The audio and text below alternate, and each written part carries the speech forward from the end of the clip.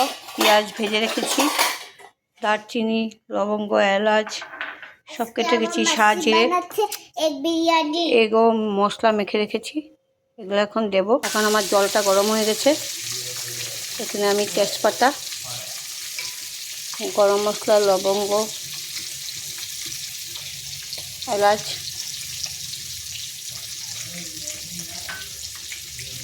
গোটা জিরে, অল্প রিফাইন তেল দিয়ে দিচ্ছি যাতে ইসে হয়, ভাতটা ঝরঝরে হয়। তারপর লবণও দিয়েছি, চালটা রেখেছিলাম ওটা দিয়ে দেবো।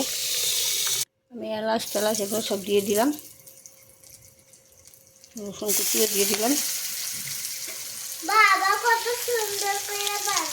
পেঁয়াজ, টমেটো সব দিয়ে দিলাম।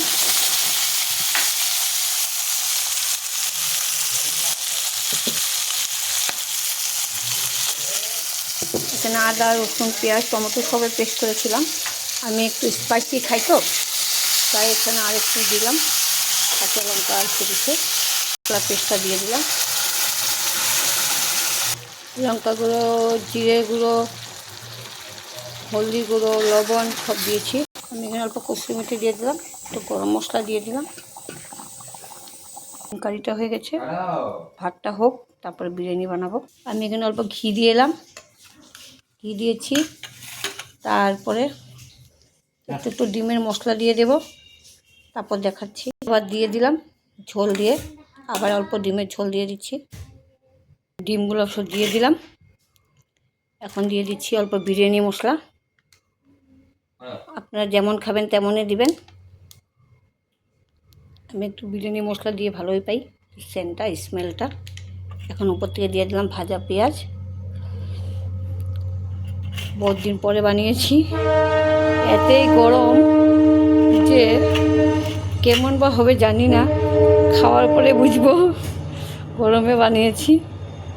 মানে কার কার ফেভারেট বলে দেবেন। এখন আমি এটাতে অল্প ঘি দিয়ে আমার ছেলে সিদ্ধ ডিম খাবে বলে, তাই ওর জন্য একটা এক্সট্রা সিদ্ধ ডিম দিয়েছি, দিয়ে ঘি দিয়ে একটু দমে দিয়ে রেখে দেব। বানাচ্ছি বেগুন ভাজি, কমপ্লিট। সোয়াতি ট্রাই করছে, কেমন হয়েছে সোয়াতি বিরিয়ানিটা? ইয়াম্মি, ওয়াও, তোমার ফেভারিট? হ্যাঁ, আরও খাবে? আবার বিকালবেলা খাবো আমি। আচ্ছা, ডেইলি বানাবে, ডেইলি খাবো।